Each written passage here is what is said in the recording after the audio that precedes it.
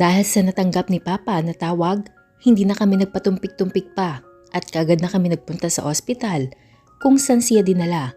Habang nasa biyahe kami hindi ko maiwasan ng mangamba. Ganoon din si Mama. Nakahawak lang ako sa kamay niya. Sabi kasi ni Papa malala daw ang injury nito. Diyos ko, sana naman walang mangyaring masama sa kanya. Pagkarating namin sa ospital, nalaman namin na dinala naman ito sa operating room upang tanggalin ang bala sa kanyang katawan. Hindi ko na napigilan ang aking emosyon habang iniintay namin ang balita galing sa loob ng operating room. Labis ang pag-aalala ko. Gusto ko siyang makita pero hindi naman pwedeng pumasok sa loob. Anak, umupo ka muna. Huwag ka mag-alala. Malalagpasan ni Kian ito. Wika ni Papa. Alam ko kahit hindi niya sabihin nag-aalala din siya na baka hindi makayanan ni Kian pero hindi ako pwedeng mawala ng pag-asa. Diyos ko anak ko. Humihikbing sambit ni Mama. Lumapit ako sa kanya at niyakap ko siya. Kami lang din ang magdadamayan sa mga oras na ito. Halos 1 oras na ang nakalipas, ngunit wala pa ding balita. Napatayo ako muli at sumilip ako sa maliit na salamin, pero hindi ko makita ang mga nangyayari. Maya-maya pa, may lumapit na din upang buksan ang pinto. Dok, ano pong nangyari? Malakas ang kabog ng dibdib ko. He's in critical condition. Although natanggal na namin ang bala sa katawan niya, may possibility pa din na hindi maging successful ang operation. Marami siyang sugat na tinamo sa aksidente at nagkaroon pa siya ng fractured ang bungo niya. As of now, yun pa lang ang may ibigay kong information. Wika niya, napahawak ako sa gilid ng pinto at nanlambot ang tuhod ko na parang bibigay na ito. Anak, lakasan mo ang loob mo. Wika ni Papa. Nagbagsakan ng aking luha. Hindi ito mangyayari sa kanya kung hindi dahil sa akin. Umalis ng doktor at pinasunod niya si Mama at Papa. Pinayagan naman nila ako makalapit kay Kian. Nakabalot na ang ulo nito at maraming nakakabit sa kanyang katawan na hindi ko alam kung ano.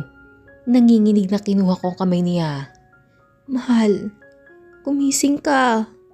Alam mo bang hindi mo ko pwedeng iwan ng ganito? Kian, bumalik ka na sa akin. Bumalik ka sa amin na magiging anak natin.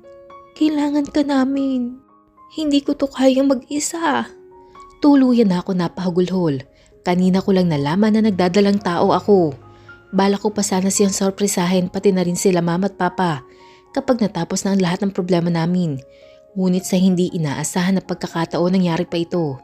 Nanatili ako sa tabi niya hanggang ilipat siya sa isang kwarto para daw ito sa mga pasyente na may malalang kondisyon.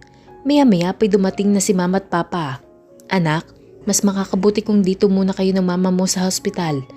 Ihigpitan na lang namin ang bantay nang sa ganun masiguro namin ang kaligtasan mo. Hindi pa nahuhuli si Charisma pero ginagawa na nila ang lahat. Imporma ni Papa sa akin. Okay lang po Papa. Wala rin naman po akong balak na iwan si Kian dito. Nais ko pong ako ang makita niya pagkagising niya. Sagot ko. Pagkatapos na magbilin pa ni Papa ay umalis na rin ito at magpapadala na lamang ng damit at pagkain kay Inang Carmen. Naiwan kami ni Mama sa ospital. Pinagpahinga ko muna siya sa malaking sofa. Malaki naman ang kwarto at may divider naman sa pagitan ng kama ni Kian at sa amin. Nanatili ako sa tabi niya at nakahawak sa kanya mga kamay. Kian, gumising ka na please. Bulong ko sa kanya. Masakit sa akin na makita siya na ganoon ang kanyang kalagayan at wala man lang akong magawa. Bumigat ang talukap ng mata ko hanggang sa nakatulog ako na nakasubsob sa gilid ng kama niya. Nagising ako sa tapik ni Mama, sa balikat ko. Anak, kumain muna tayo. Wika niya sa akin. Pansamantala ko siyang iniwan upang magkasabay kaming kumain. Dala ito ni Carmen. May bihisan na rin dyan kung gusto mong maligo. Sambit ni Mama. Ma, anong balita na kay Papa? Nahuli na ba si Charisma? Tanong ko sa kanya dahil ilang oras na din ang lumipas. Umiling si Mama. Pinunta na nila sa bahay ni Mayor De Villa pero wala daw ito. Nagpakalat na rin ang papa mo ng wanted poster sa media at hold order sa kanya kung sakali man umalis siya ng bansa. Sagot niya sa akin. Ginagawa ni Papa ang lahat para mahuli si Charisma. Mapakisabi po kay Papa mag-ingat po siya. Hindi natin alam ang takbo ng utak ni Charisma. Kung nagawa niya ang lahat ng ito kay Kian, may kutob akong wala rin siyang pakialam kahit mamatay pa ito. Napabuntong hininga si Mama. Oo anak, sasabihin ko sa kanya. Sabay kaming kumain ni Mama. Pagkatapos ay siya na rin ang nagligpit. Bumalik ako sa kama upang bantayan siya ulit. Lumipas ang magdamag, hindi pa rin siya nagigising. Pagpasok ng doktor, kinumusta ko ang lagay niya at sinabi niyang stable na rin daw ang kalagayan nito. Ngayon din lalabas ang result ng mga test niya. Pagbalik ko sa loob ng kwarto ay gising na si Kian. Kagad ko siyang nilapitan at niyakap. Mahal ko, nag-aalala na ako sa'yo. Naiiyak, nasambit ko sa kanya. Hinawakan ko ang kamay niya at pinisil. Akala ko mamamatay na ako. Akala ko hindi na kita makikita. Mahinang sambit niya. Ngumiti ako sa kanya. Magpagaling ka mahal. Huwag mong alalahanin si Charisma. Maliit ang mundong ginagalawan niya. Paniguradong mahuhuli din siya ng mga pulis lalo pa ngayon. Si Papa na ang kumikilos. Imporma ko sa kanya. Iniangat niya ang kanyang kamay at hinawakan ang aking pisngi. Sorry for making you cry. Hindi na to mauulit. Nakangiting sambit niya. Kinagat ko ang ibabang labi pero naiiyak pa rin ako. Kung tinibayan niya ang kanyang loob, nung akala niya wala na ako, dapat tatagan ko din ang loob ko para sa kanya. Lalo na sa anak namin. Mahal ko, magpagaling ka para sa akin, kila Mama at Papa, at para sa magiging anak natin. Tuluyan na naglandas ang luha sa aking pisngi. Ibinaba niya ang kanyang palad at inilagay sa aking tiyan. Buntis ka na? Magiging daddy na ako? Nangingilid ang luhang sambit niya. Marahan akong tumango pagkatapos hinarikan ko siya sa labi. Kahit si Mami nagulat din at niyakap ako. Hindi ang isang Charisma lang ang magpapahiwalay sa aming dalawa. Kian, wala na si Charisma. Usal ni Fatima nang alamin ko sa kanya ang tungkol kay Charisma. Nandito kami sa kwarto at ipinagtapat ko na sa kanya ang tungkol kay Charisma dahil nakumpirma na mismo ni Daddy ang pagkamatay nito. Nakakasama daw ito sa bumagsak na eroplano patungong Malaysia. Nung una hindi na rin ako makapaniwala. Ngunit kinumpirma mismo ito ng kanyang ama na nakita pa sa CCTV ang pagsakay nito sa Mindanao Airport ng eroplano gamit ang ibang pangalan. Ilang araw mula ngayon, maglalabas na si Mayor ng kanyang statement tungkol sa pumanaw niyang anak. Bakit hindi mo sinabi sa akin? Tanong niya. 2 linggo mula na maaksidente ako, ay nandito na kami sa bahay nila Mami upang magpagaling. At 3 araw na mula nang pumutok ang balita sa pagkabagsak ng eroplano. Han, huwag mo munang isipin ang tungkol kay Charisma. Masela ng pagbubuntis mo at ayoko makaapekto sa iyo ang tungkol kay Charisma. Han, alam ko, hindi ito ang gusto kong katapusan ni Charisma. Ginusto ko makulong siya upang pagbayaran niya ang lahat ng ginawa niya sa atin. Ngunit nasisiguro niyo na ba nakasama nga siya sa bumagsak na eroplano? Paniniguro niya. Sa ngayon nire-recover pa din kung saang parte ng dagat bumagsak ang sinasakyan ng eroplano. At maski ako, sinigurado kong kasama nga si Charisma. Yes Han, gumamit siya ng fake passport patungong Malaysia. Sabi ng kaibigan ni Charisma, plano daw nitong tumawid mula Malaysia patungong Switzerland upang makatakas sa batas. Kahit yung kaibigan niya hindi rin makapaniwala sa nangyari. Kasama siya sa investigasyon ng mga pulis dahil napag-alamanan na doon nagtago si Charisma pansamantala. Kung hindi ka pa rin kumbensido, pwede naman tayo magpunta sa Italy. No, kung wala na nga si Charisma, matatahimik na ang buhay natin, di ba? Bakit pa tayo aalis? Babalik na sa normal ang lahat kaya hindi na ako nag-aalala pa Kian. Nilapitan ko siya at niyakap. Oo, tapos na ang lahat Han. Kahit ako mas nanaisin ko managot si Charisma sa batas, ngunit kung yun ang naging hatol sa kanya, wala na tayong magagawa. Ngayon, makakapag-umpisa na tayo ng tahimik at masayang buhay. Sinalat ko ang impis pa niyang tiyan, kasama ang magiging anak natin. Nakangiting sambit ko. Kinabit ko ang batok niya at hinalikan ko siya sa labi. Labis ang kaligayahan ko nang malaman kong buntis na siya at magiging ama na rin ako. Ngunit dahil nasa first trimester pa lamang siya, iniiwasan ko mabigyan siya ng stress. Kaya ginawa ko ang lahat upang mabilis na gumaling at maalalayan ko siya araw-araw. Ang baby namin ang nagsilbing lakas namin ni Fatima at sa tulong ng aming mga magulang na sumusuporta sa amin, nakakayanan namin ang lahat. Anong plano mo? Tanong niya na maghiwalay ang labi namin dalawa. I want to marry you again. Ngayon na, tanggap tayo nila Ma'am at Dad. Nararapat lang siguro na magpakasal tayong muli. Wika ko sa kanya. Sandali siyang natahimik at wari iniisip ang sinabi ko. Bakit ayaw mo ba? Naupo kami sa gilid ng kama at hinawakan ko ang mga kamay niya. Ayaw mo na ba magpakasal sa akin? Ulit, natanong ko sa kanya. Gusto. Gustong gusto. Hindi lang ako makapaniwala na wala na tayong problema. Sa araw-araw na iniisip ko kung ano pa ang kayang gawin ni Charisma sa atin para paghiwalayin tayo. Naging malabo para sa akin ang magkaroon ng peace of mind. Napakadami na nangyari, Kian. Madaming pagsubok at sa lahat ng yon, lumaban tayong dalawa na magkasama. Minsan tinatanong ko pa rin ang sarili ko na baka hindi tayo para sa isa't isa kaya... Shh! Please stop it.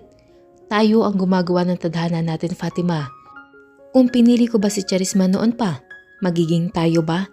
Kung hindi ka dumating sa buhay ko, magiging asawa ba kita? May dahilan ang lahat na nangyayari ngunit tayo pa rin ang magdedesisyon ng kapalaran natin. Kagaya ni Charisma, namatay siya sa ganoong paraan dahil mas pinili niyang takasan ng batas kaysa harapin ito. Kaya please, iwasan mo na mag-overthink. Na kung tayo ba talaga ang para sa isa't isa dahil para sa akin, wala akong ibang mamahalin kundi ikaw lang. Ngumiti siya sa akin at pinahid ko ang namumuo niyang luha. Umiiyak ka na naman. Gusto mo bang maging iyakin ang baby natin paglabas? Tears of joy. Masaya ako kasi gumana ang pakiramdam ko. At sana maging maayos din ang lahat. Hindi mo pa sinasagot ang tanong ko. Papayag ka ba magpakasal ka ulit sa akin? Hinawakan niya ang aking pisngi at dinala kong kanyang kamay sa akin labi. I love you so much, Kian. At hindi mo na kailangan pang itanong ang bagay na yan dahil alam mo naman ang sagot. Nakangiti sambit niya. Niyakap ko siya ng may buong pagmamahal. Ano? Magpapakasal na ulit kayo? Hindi makapaniwalang tanong ni Mama nang sabihin namin sa kanila ang plano namin ni Kian. Yes, Ma'am. Gusto kong iparanas kay Fatima ang engrandeng kasal. Lalo pa ngayon na maayos na ang lahat at magkakanak na kaming dalawa. Sagot ko kay Mami. Ayoko na nga po ng engrande kaya lang mapilit po si Kian, Mama. Nahihiyang sabi ni Fatima. Walang problema sa gastos, anak. Huwag mong isipin yun. Kailan niyo plano? Tanong ni Daddy na kasabay namin kumain sa dining area. 1 month from now. Hindi pa naman malaki ang tiyan ni Fatima at saka sisiguraduhin ko din na hindi siya mapapagod sa paghahanda ng kasal namin dalawa. Mabuti naman, anak, may edad na rin kami ng daddy mo. Nais man lang namin na maranasan na makasali sa kasal nyo. Wika ni Mami. Tumayo si Fatima at niyakap si Mami. Thank you, Ma. I love you. Kayo ni Papa. Thank you po sa lahat ng ginawa niyo for me at sa pagtanggap niyo po sa amin ni Kian. Nangingilid ang luhang sambit niya. Wala yun. Walang magulang ang hindi gugustuhin na unawain ang kanyang anak. Nakikita namin kung paano niyo kamahal ang isa't isa, kaya masaya na kami para sa inyo. Sagot ni Mami. Tumayo na rin ako at nakiyakap sa kanya. Pagkatapos namin mag-dinner, umakyat na kami sa kwarto. Han, plano kong kumuha ng online course na sa ganun, matapos ko pa rin ang pag-aaral ko kahit buntis na ako. Ayoko maging plain housewife. Gusto ko makatulong sa iyo sa negosyo. Wika niya sa akin. Mabuti na rin yun. Dahil hindi ko na rin naman siya papayagan na bumalik sa school. If that's what makes you happy, my love, I'll support you. Papayag ako. Talaga? Thank you so much, Han. Iniwanan ko siya mahimbing na natutulog. Pinainom ko na rin siya ng vitamins para sa pagbubuntis niya. Hindi pa ako dinalo ng antok kaya kinumutan ko muna siya at lumabas muna ako sa kwarto. Bumaba ako upang magpaantok. Nagbukas ako sa cabinet at kumuha ako ng wine. Bakit gising ka pa? Napalingon ako sa pagdating ni Daddy. Ikinuha ko siya ng baso at nilagyan ko din siya ng alak. Inabot ko sa kanya at sabay kaming naupo sa counter island dito sa kitchen. Naisip ko lang po kahit wala na si Charisma, hindi ko pa rin po aalisin ng mga bodyguard sa bahay namin. I know mahirap paniwalaan na nawala si Charisma ng ganun-ganun lang. But I want my wife safe, lalo na ngayon na magkakaroon na kami ng anak. Kaligtasan nating lahat ang number 1 priority ko for now, Dad. Sagot ko sa kanya. Sumimsim ako ng alak sa baso. I know but don't worry. Sabi ko kay Sergeant Castillo. Hindi lang update sa pagbagsak ng airplane ang nais kong pagtuunan niya ng pansin. Pati na rin ang pamilya ni Charisma. Sa ngayon ayaw na akong kausapin ni De Villa. I understand. Kahit wala na ang anak niya, Hindi pa rin tayo sigurado kung tapos na ba talaga ang lahat. Mabuti na yung prepared tayo sa lahat anak. Pagsang-ayon ni Dad, yun din po ang naiisip ko sa ngayon. Mama naman, bakit ka po naiiyak? Natatawang tanong ko sa kanya dahil nagpapahid na siya ng kanyang luha habang pinagmamasdan ako sa suot na napakagandang wedding gown. Paano ba naman kasi? Ang ganda-ganda mo. At excited na ako sa magiging wedding niyo ni Kian. Sumisingot niyang sagot. Ako din po excited na ako. Hindi pa rin po ako makapaniwala, alam kong ganoon din po si Kian. Nakangiting sabi ko sa kanya sa bayakap, sa kanyang baywang. Kung meron man akong mas higit na ipinagpapasalamat ngayon, yun ay binigyan ako ng Diyos ng mababait na magulang. Napakaswerte ko sa kanila, ni Papa. I know, nasaktan ko sila ng labis dahil sa naging relasyon namin ni Kian. Ngunit tinanggap pa rin nila kami, ng buo. Yun ang patunay na minahal nila ako kagaya ng pagmamahal ko para sa kanila. Pagkatapos naming magsukat ay nagtuloy na kami sa check-up. Si Mama ang palagi kong kasama dahil abala si Kian sa negosyo at kasama niya si Papa. Ma, bakit po may kasama pa rin tayong bodyguard? Nag-aalala pa rin ba si Kian sa kaligtasan natin? Nagtatakang tanong ko sa kanya. Kapag umalis kasi kami, hindi maaaring wala kaming kasamang bodyguard. Kahit saan kami magpunta, may nakasunod sa amin na nagmamasid. Kagaya ngayon, may convoy kaming van. Bukod pa sa 4 na naka-motorcycle sa magkabilang gilid namin. Mas naging mahigpit pa si Kian kumpara noon. Hayaan mo na sila. Sinisiguro lang ni Kian ang kaligtasan nating lahat. Alam mo naman, ayaw na niya maulit ang nangyari noon nang kidnapin ka. Wika ni Mama, na nagpaalala na naman sa akin ang lahat na nangyari. Hindi na po yun mauulit, Ma. Wala na po si Charisma. Wala na mangugulo sa aming dalawa. Paniniguro ko sa kanya. Pagka-uwi namin ni Mama, nadatnan ko ang mga kaibigan kong hinihintay ako sa may sala. May dala pa silang pizza. Lumapit sila sa akin at niyakap nila ako. As usual, abay ko silang dalawa. Hi po, tita. Sabay na bati nila May at Kiray kay Mama. Ngumiti naman sa kanila si Mama at nakipagbeso-beso muna bago bumaling kay Inay Carmen. Dumating na ba si Lucio? Nakakita ko kasi ang car niya sa labas. Tanong ni Mama sa kanya. Opo, sabay po sila ni Senyorito Kian na dumating pero nagmamadali din po siyang umalis pagkatapos siya mag-base kanina. Sagot nito na hindi ko inaasahan. Wala kasing nabanggit sa akin si Kian na bigla ang lakad niya ngayong araw. Sabi niya lang maaga daw siyang uuwi para sabay kami mag-dinner. Hindi ba sinabi sa iyo kung saan siya pupunta? Tanong ulit ni Mama sa kanya. Hindi po eh. Ang bilin lang po niya ay baka gabihin po siya kaya mauna na lamang daw pong mag-dinner si Fatima. Napatingin ako kay Mama. Tatawagan ko na lang po, Ma. Akyat lang po muna ako para makapagpalit ng damit. Paalam ko sa kanila. Hindi naman sa iniisip ko may ginagawa siyang kalokohan dahil buo ang tiwala kong hindi niya magagawa yun. At hindi maganda para sa relasyon naming dalawa kung mag-overthink ako sa isang bagay na alam kong hindi naman nag-e-exist. Nag-aalala lang ako dahil ito ang unang beses na wala man lang ako natanggap na tawag mula sa kanya. Pagkaakyat ko sa aking kwarto, kinuha ko sa bag ko ang cellphone ko at nagsimula akong tawagan siya. Ngunit napatingin ako sa ibabaw ng vanity mirror dahil nandoon ang phone niya at tumutunog ito. Dahil sa pagtawag ko, ibig sabihin, naiwan niya ang phone niya sa pagmamadali siguro niyang umalis. Kinuha ko ang phone at bubuksan ko sana ngunit may password naman ito. Hindi ko siya matawagan at may password pa ang kanyang phone. Sa halip na mag-isip na masama, nagpalit na lamang ako ng damit upang makakwentuhan ko naman ang mga kaibigan ko minsan lang dumalaw sa akin dahil abala na sila sa finals nila. Natawagan mo na ba ang hubby mo? Bungad ka agad na tanong ni Kiray pag-upo ko sa sofa. Hindi eh.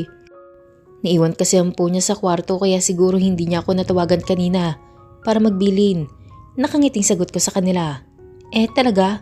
Binuksan mo? Tanong naman ni May. Anong bubuksan ko yung phone niya? Hindi ako ganun. May tiwala ako kay Kian. Nakangising sagot ko sa kanila sabay subo na masarap na pepperoni pizza. Ngunit nakatingin pa rin sila sa akin. Ayaw niyo bang kumain? Nagtatakang tanong ko sa kanila. Okay ba kayo? Handa na yung pang-abay ko ha? Seryosong sabi ni Kiray. Ibinaba kong kalahati ng pizza at uminom muna ako ng tubig. Ano bang iniisip niyo? Na hindi matutuloy ang kasal namin? Hindi yun mangyayari. Higit sa lahat, kayo lang ang nakakalam kung gaano namin kamahal ang isa't isa. At isa pa, magkakabibi na kami. Kaya walang dahilan para hindi matuloy ang kasal. Paliwanag ko sa kanya. Ayoko lang talaga mag-isip na negatibo at antayin ko na lamang ang kanyang paliwanag mamaya pagdating niya. Mabuti naman kung ganoon. By the way, yung sinabi mo sa amin sa GC, tunay ba yun? Gagawin mo talaga yun? O sisa ni May? Oo, totoo yun, pero sa ngayon, wag muna nating pag-usapan. Tulungan nyo na lang ako mamili ng mga bulaklak. Tugon ko. Hindi na sila muling nagtanong pa at tinulungan nila ako mag-decide sa bulaklak na gagamitin namin sa church, sa resepsyon at pati na rin sa mga bouquet. Inaya ko na rin sila mag-dinner sa bahay upang mas matagal kami makapagkwentuhan. Pasado 8:00 na nang umuwi sila. Hihintayin pa sana nila si Kian ngunit wala pa din ito. Nagsimula na rin ako mag-alala.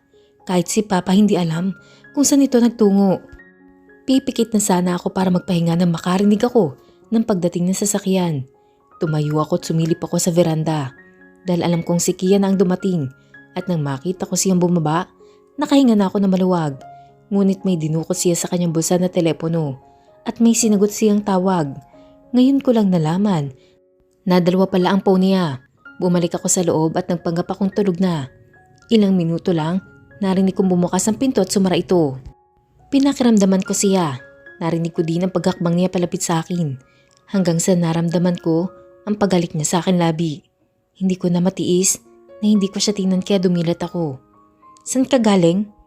Napalingon siya sa akin dahil naguhubad na sana siya ng polo niya. Sa dinner meeting, kausap ko yung owner ng event hall kung saan ang reception ng kasal natin. Sorry na tagalan akong umuwi. Late kasing dumating yung wedding coordinator. Paliwanag niya sa akin. Hindi ko alam kung maniniwala ba ako sa kanya o iba ang nais kong marinig. Ah, ganun ba? Tinawagan kasi kita kanina. Naiwan mo ang phone mo. Wika ko sa kanya sabay kuha ng phone sa ilalim ng kama. I thought I lost it. Kinailangan ko pang bumili ng bagong phone ngayon lang. Hindi ko naman kabisado ang number niyo dito sa bahay. Sorry Han, nag-aalala ka ba sa akin? Oo naman, mag-aalala talaga ako sa'yo. Sagot ko, at least sinabi niyang bumili siya ng bagong phone kaya nawala na ako ng hinala sa kanya. Muntik ko nang isipin na may iba siyang kinatagpo ngunit malabo naman yung mangyari. Dahil alam kong ako lang ang mahal niya at alam kong hindi siya gagawa ng bagay na magpapahiwalay sa aming dalawa. Nagising ako sa magaan halik niya sa aking mukha. Pagdilat ko nakangiti mukha niya ang bumungad sa akin. Basa pa ang kanyang bukat sa tingin ko, kakalabas lang niya ng banyo. Good morning Han, papasok ka na ba sa opisina? Akmang tatayo ako ngunit hinawakan niya magkabila akong balikat at muli niya akong inihiga. Nandiyan naman si Inang Carmen. Siya na maghanda ng breakfast ko kaya huwag ka nang bumangon. Malambing niya sabi. Sasagot na sana ako ngunit hinalikan niya ako sa labi. Maaga pa. Papasok ka na? Nagtatakang tanong ko sa kanya na maghiwalay ang labi namin dalawa. 6:00 pa lamang kasi ng umaga at 8:00 naman ang umpisa ng oras ng trabaho niya sa opisina. Madami akong pipirmahang document kaya aagahan ko ng pasok. Pero may oras pa naman ako para sa'yo. Bumaba ang kanyang mga mata sa nakahantad kong dibdib at bumalik sa mga mata ko. Ang ganda mo talaga sa morning. Muli niya akong inangkin at nagpaubaya naman ako sa kanya ng paulit-ulit hanggang sa siya na mismo ang napagod at sumuko. I have to go. Magpapakyat na lamang ako ng breakfast for you, Han. Nakangiting bilin niya sa akin. Hinalikan pa niya ako muli bago siya lumabas ng banyo. Nilinis ko ang aking katawan at pagkatapos lumabas na din ako. Nagpalit ako ng damit pambahay at bumaba ako upang makasabay sana siya mag-breakfast. Ngunit nakaalis na daw ito, sabi ni Inay Carmen. Hindi na siya nagpaalam sa akin. Bumalik ako sa room ko at nagpadala na lamang ko ng pagkain. Nagbasa ako ng mga libro para sa pagbuntis ko. Nang sa ganun, may idea pa rin ako habang lumalaki ang baby ko sa tiyan at kung ano ang kailangan kong gawin upang masiguro na healthy si baby paglabas niya. Excited na ako kapag nalaman na namin ni Kian ang gender ng baby. Saka kami mamimili ng gamit. Nang matapos ako magbasa ng libro, nakapagdesisyon ako magpaturo ng ulam kay Inay Carmen. Bala ko kasing isurpresa si Kian sa office niya. Magdadala na rin ako para kay Papa nang sa gayon, sabay na kaming kakain ng lunch. Nagpatulong ako magluto ng paborito niyang ginisang vegetable at curry beef. Amoy pala mukhang mapapadami ng kain si senyorito niyan. Papuri ni Inang Carmen. Talaga po, mabuti naman at tama lang yung lasa. Sana nga po magustuhan ito ni Papa at ni Kian. Nakangiting sagot niya sa akin pagkatapos ko magluto. Naligo na ako ulit at nagpalit ng pang-alis na damit. Quarter bago mag-lunch, nasa ground floor na ako ng building kung nasaan ang opisina ni Kian. Si Kian? Nasa office na ba siya? Nakangiting tanong ko sa babaeng nasa front desk. Opo, nasa office po siya, Ma'am Fatima. Sagot niya. Excited na nagtatakbo ako papasok sa elevator upang puntahan na si Kian. Nasa 10th floor kasi ang office niya kaya medyo nakakainip dahil gusto ko na makita ang asawa ko. Siguradong matutuwa siya kapag nakita niya ako. Pagbukas ko ng elevator, lumakad pa ako ng ilang hakbang hanggang sa nanlaki ang mata ng kanyang sekretary at napatayo na makita niya ako. Nagsenyas ako sa kanyang huwag siyang maingay dahil iso-surprise ko ang asawa ko. Ngunit nagbadali siyang hinarang ako. Bakit? May meeting ba siya? Nagtatakang tanong ko sa kanya. Tumunog ang phone niya sa table kaya napilitan siyang iwanan ako. Si Sir Kian, bakit po? Tanong niya sa kausap sa telepono. Pansin kong pamumutla niya habang nakatingin sa akin ngunit kausap naman niya si Kian sa kabilang linya. Anong restaurant po? Narinig ko pang tanong niya. Papatapusin ko sana siya ngunit nagmamadali na talaga ako makita siya. Mabilis kong tinungo ang pinto. Ma'am! At nambuksan ko ito.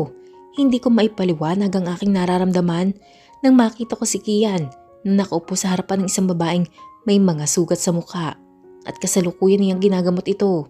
Han? Sambit niya sabay tayo. Sinuyod ko ng tingin ng babaeng kasama niya sa loob. Hindi ako maaaring magkamali dahil ang babaeng kasama niya sa loob ay walang iba kundi si Lorena, ang unang babaeng minahal ni Kian. Anong ibig sabihin nito? Tanong ko sa kanya. Pigil ko ang aking luha dahil hindi ko alam ang buong kwento. Kung bakit nandito siya, kung bakit ginagamot siya ni Kian.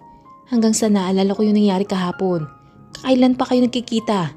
Siya bang pinuntahan mo kagabi? Nangihinang tanong ko sa kanya. Lumapit siya sa akin at hinawakan niya ako sa kamay. Let me explain please. Sagutin mo na lamang ang tanong ko, siya ba ang pinuntahan mo kagabi? Singal ko sa kanya. Tuluyang naglandas ang pinipigilan kong luha nang tumango siya sa akin. Malakas ko siyang itinulak at binitawan ko ang paper bag na dala ko. Fatima! Tawag niya sa akin nang talikuran ko siya. Kahit ano pang rason niya, kahit wala man siyang ginagawang mali, hindi pa rin tama na ilihim niya ito sa akin. Hindi dapat siya nagsisinungaling sa akin. Pero nagawa niya. Nagawa niya saktan ako. Para sa babaeng yun. I'm sorry nang dahil sa akin nag-away kayo ng wife mo. Wika na Lorena, pagbalik ko sa office. Hindi ko na siya nahabol at nangangamba ako na baka kapag pinilit ko siyang kausapin ako, lalo lamang kami mag-away. Kinuha ko ang coat at bumaling ako sa kanya. I'm sorry. Kailangan kong kausapin ang wife ko. Hindi niya maiintindihan ang nangyari kung hindi ko ipapaliwanag sa kanya na maayos ang lahat. It's actually my fault. I lied last night nang umuwi ako. Hindi ko sinabi ang tunay na dahilan dahil ayoko mag-away kaming dalawa at hindi ko inaasahan na mangyayari ito. Sagot ko habang sinusot ang coat ko. Kinuha ko ang black card ko at inabot ko sa kanya. Use this para makahanap ng matutuluyang pansamantala. I know you're in danger, kaya ipapasama ko sa iyo ang 2 bodyguard ko. Sila na lang ang kakausapin ko tungkol sa kalagayan mo. I have to go. Wait, pigil niya sa akin. Napatingin ako sa kamay niyang nakahawak sa braso ko. Thank you, Kian. Salamat sa pagtulong mo. Nakangiting sambit niya habang sa tuluyan niyang binitawan ang braso ko. No problem. Sagot ko sa kanya at tinalikuran ko na rin siya. Tina, cancel all my appointments for today at ikaw nang bahalang magpahatid kay Miss Lorena. Utos ko sa kanya. Yes sir. Nagmadali akong bumaba sa elevator at tinawagan ko si Louie, ang inatasan kong driver para kay Fatima. Where's my wife? Hindi niya sinasagot ang tawag ko. Nakababa na siya kanina. Bungad na tanong ko sa kanya. Po? Pero sir, kanina pa po ako dito sa parking area. Hindi pa po siya bumababa. Damn it! Find her. Ilang tauhan ko kayong nagbabantay sa kanya tapos hindi niyo siya makita?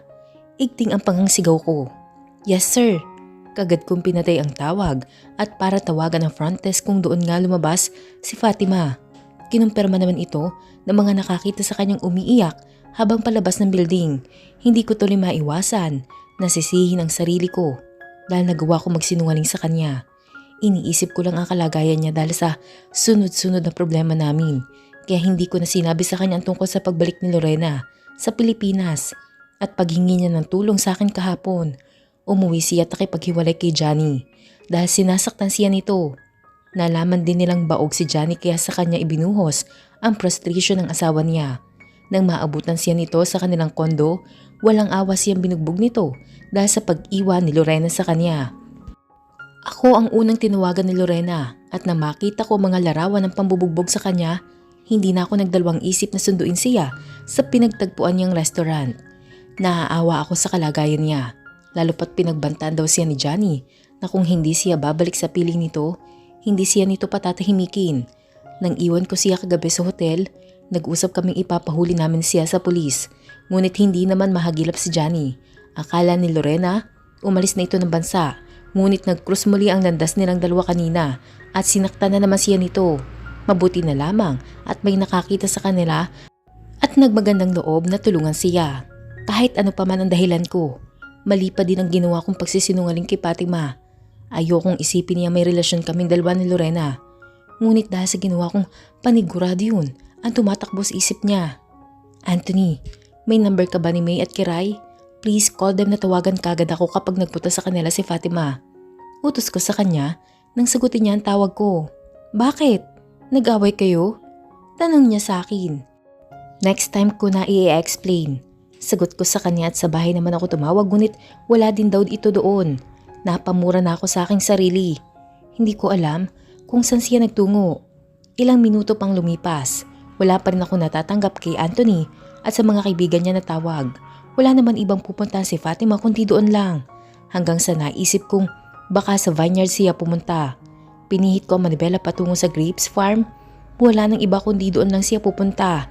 Makalipas ang 30 minutes na biyahe, narating ko ang vineyard. Kaagad akong bumaba at pumasok sa villa. Ngunit hindi siya nadatnan ko kundi si Aling Celia na naglilinis ng sahig. Sir, bakit po? Nagtatakang tanong nito sa pagdalaw ko ng walang abiso. Si Fatima, nandito ba siya? Kumunot ang kanyang noot umiling. Hindi po nagagawi dito si Ma'am Fatima. Napabuntong hininga ako at nagbilin ako sa kanya na kung magtutungo si Fatima tawagan ako kagad. Para na ako mababaliw kung saan lugar ko siya hahanapin. Nagpalingalinga ako sa daan dahil baka matsyempuhan ko siya hanggang sa makatanggap ako ng tawag na umuwi na daw ito. Hindi na ako nagdalawang isip na umuwi sa mansyon at nagbilin akong huwag siyang palalabasin. Mabilis ang naging takbo ng kotse ko pabalik sa bahay namin at pagkarating ko kaagad ako umakyat. Nadatnan ko si Mami sa may pintuan ng aming kwarto at kinakatok ang nakasarang pinto. Ano ba kasing nangyari Kian? Nagpunta lang siya sa opisina mo, ganyan na siya pag-uwi. Singhal ni Mami sa akin, baka sa kanyang mukha labis na pag-aalala. Ma'am please, let me talk to her. Mamaya na ako magpapaliwanag, okay? Napilitan si Mami na umalis kasama si Inang Carmen. Away namin itong dalawa kaya kami lang ang makakaresolba nito. Han, please, open this door. Pakiusap ko sa kanya habang kumakatok ngunit wala man lang siyang tugon. Han, please, kausapin mo ko. Magpapaliwanag ako sa iyo, wala kaming relasyon ni Lorena. Alam mong ikaw ang mahal ko, hindi ba? No, get out! Ayoko kitang makita. You're a liar. Narinig kong singhal niya. May bagay pa akong narinig na bumagsak at tumama sa pinto. Napasinghap ako at hindi ko alam kung anong gagawin ko para mapaamo ko lamang siya. Nagsinungaling ako pero hindi ibig sabihin nun, niloloko kita. Shut up! Kung nagawa mong magsinungaling sa akin, that means magagawa mo rin akong lokohin. I hate you! I don't want to see your face. I will never marry you again. Dahil sa narinig kong sinabi niya, hindi ko na napigilan ang sarili kong sipain ang pinto na malakas. Bumukas ito at nakita ko siya nakasiksik sa ibaba ng kama. Yakap-yakap ang malaking unan. Get out! Bumalik ka na sa Lorena mo. Bumalik ka na sa kanya. Iwan mo na ako kung masasaktan mo lang din ako. Patuloy na pagwawala niya. Ang dating maayos naming kwarto ay parang binagyo na at nakita ko na lamang ang singsing na isinuot ko sa kanya noong araw ng kasal naming dalawa. Para kang bata. Hindi na ako bata. Kahit pa hindi mo sabihin sa akin, alam kong may nangyari sa inyo ni Lorena. Sinara ko ang pinto upang hindi na makarating sa ibaba ang malakas na sigaw niya. Dinampot ko ang singsing at humakbang ako papalapit sa kanya. Huwag kang lalapit. Get out! Lumabas ka sa kwarto ko! Hinawakan ko ang unan na tinatakip niya sa kanyang mukha. Nagsinungaling ako, I admit it. Hindi ko alam kung paano ko sasabihin sa iyo ang lahat. Masyadong mabilis ang pangyayari pero sasabihin ko rin naman kapag naayos na ang lahat. Liar! Doon pa kayo sa loob ng opisina mo naglalandian? I don't care kung anong problema niya sa kanyang buhay pero matagal na kayong hiwalay, Kian. Kung kailangan niya ng tulong, bakit hindi siya dumiretso sa mga pulis? Bakit kailangan na ikaw pang gumamot sa mga sugat niya? Doktor ka ba? Patuloy na sigaw niya sa akin. Kinabi ko siya upang yakapin ngunit tinulak niya ako. I'm sorry, please. Forgive me. That's a lie pero walang namagitan sa amin, please believe me. Maniwala ka naman sa akin. Pagmamakaawa ko sa kanya, nahihirapan na akong nakikita siyang umiiyak. No, ayoko kitang patawarin. Kung ayaw mong lumabas ng kwarto ko, ako ang lilipat. Tumayo siya at itinulak niya ako na malakas. Fatima! Nagmadali siyang lumabas ng kwarto naming dalawa. Ito ang unang beses na nag-away kaming dalawa ng ganito. Gusto ko man siyang suyuin, mas lalo siyang nagagalit sa akin. Ako na maghahatid nitong pagkain sa guest room. At kakausap sa kanya. Pahupain muna natin ang nararamdaman niyang galit. Dahil baka makasama pa sa kanya at lalo lamang kayo mag-away. Wika ni Mami, sabay bitbit ang tray pag-akyat sa kwarto. Nang malaman kong lumipat siya sa guest room, hindi ko na siya sinundan pa. Sinabi ko kina Mami at Daddy ang dahilan ng pag-aaway namin at sinisidin nila ako. Kian, alam mo mag-asawa na kayong dalawa. Hindi ka dapat nagsisinungaling sa asawa mo. Lalo pat babae ang involved. Andun na tayo na magkaibigan lang kayo ni Lorena. Pero intindihin mo din, sana ang asawa mo. Pangaral ni Daddy. I'm sorry Dad, bukas na bukas din, hihingi ako ng tawad sa kanya. Babawi na lamang ako sa nagawa ko, I know, may mistakes. At hindi na mauulit yun. Sagot ko kay Daddy. Anak, bakit hindi mo muna kausapin si Kian? Paano niyo maaayos ang problema kung hindi kayo mag-uusap? Normal lang sa mag-asawa ang pagsubok.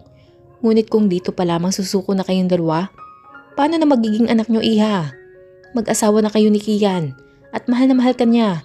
Hindi ko sasabihin ito bilang ina niya. Ngunit naniniwala ako sa sinabi niya na wala silang relasyon ni Lorena. Pangungumbinsi ni Mama. Nandito siya sa kwarto ko upang dalhan ako ng pagkain. Matapos ang nangyari kanina sa opisina, hindi ko alam kung saan ako pupunta kaya pinili kong puntahan na libingan nila Inay, Itay at ng kapatid ko. Nalaman ko kina Kiray at May na pinapahanap niya ako at ayoko naman pag-alalahan ni sina Mama at Papa kaya nagdesisyon akong umuwi na lamang dahil baka kumapano pa ako sa daan at nagdadalang tao pa naman ako at ayokong isugal ang kaligtasan naming dalawa dahil lang sa galit ko. Kaya umuwi na ako.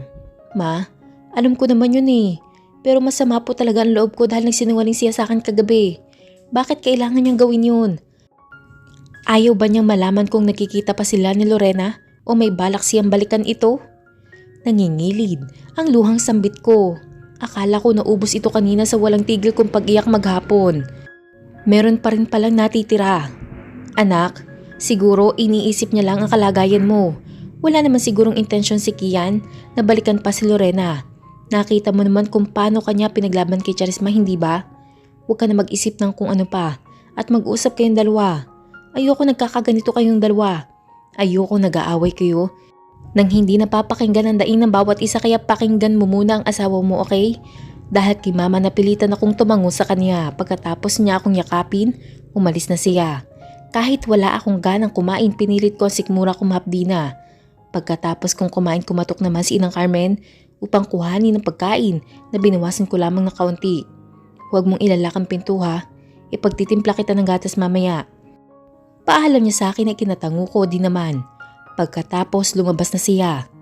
Nag-open ako ng chat ng mga kaibigan ko sa akin upang ipaalam sa kanila na okay lang ako at nandito ako sa bahay. Baka kasi nag-aalala sila sa akin. Pagkatapos ko mag-iwan ng mensahe, naligo na muna ako at nagpalit ng pantulog. Pagkalabas ko ng banyo, siya namang pagpasok ni Kian. Bitbit ang isang baso ng gatas. Han? Sambit niya sabay patong sa ibabaw ng tibol nang dala niya. Sinabi ko ba sa iyong pumasok ka sa kwarto ko? Nakairap kong sabi sa kanya. Humakbang siya papalapit sa akin at niyakap niya ako. Patawarin mo na ako. Hindi ko kaya nag-aaway tayo ng ganito. Mali yung ginawa ko, I'm sorry. Usal niya habang nakayakap mula sa likod ko hanggang sa ikulong na niya ang aking kamay at ipag-cross ang daliri naming dalawa. Bukas na tayo mag-usap, I'm tired. I need to rest. Kalmado kong sabi sa kanya. No, hindi ko na kaya pa maghintay ng bukas. I promise. Hindi ko na pupuntahan si Lorena kahit tawagan pa niya ako. Hindi ko na siya tutulungan. Hindi na ako magsisinungaling. Patawarin mo lang ako. Siniksik niya ang kanyang muka sa aking leeg, kaya naramdaman ko ang kanyang hininga sa aking leeg. Humarap ako sa kanya at masamang tingin ang ipinukol ko. Nagsinungaling ka sa akin. Kahit ano pa mangyari, wala kang dapat ililihim sa akin, naintindihan mo? Ayoko nang tanungin kung bakit mo pinuntahan ang babaeng yun dahil alam ko na ang totoo. Sinabi na sa akin ni mama ang nangyari ngunit hindi pa rin kita mapapatawad. Sa lubong ang kilay na sabi ko sa kanya. Nagulat na lamang ako nang lumuhod siya sa harapan ko. I'm sorry. I never meant to hurt you this way. It's my fault. Hindi na yun mauulit. I'm sorry, Han. Mahal na mahal kita. Dinamayan ko lamang siya bilang kaibigan. Ngunit hindi nahihigit pa doon dahil ikaw lamang ang laman ng puso ko. Maniwala ka sa akin, Fatima. Please, maniwala ka sa akin nang walang ibang babae ako mamahalin kundi ikaw lang. Napasinghap ako upang pigilan ang aking emosyon. Gustuhin ko man na magmatigas, naalala ko ang sinabi ni mama kanina. Huwag daw kaming matutulog na may sama ng loob sa isa't isa at huwag daw naming hayaan na magkaroon ng gap ang aming pagmamahalan. Matutulog na ako. Wika ko sa kanya. Tumayo siya at kinintalan ako ng halik sa noo. Good night. Ubusin mo yung gatas mo. Pagkatapos niyang sabihin yun, nilisan niya ang kwarto ko. Akala ko ipagpipilitan pa niya akong bumalik sa aming kwarto ngunit hindi na siya nangulit pa sa akin at sumuko na kagad siya.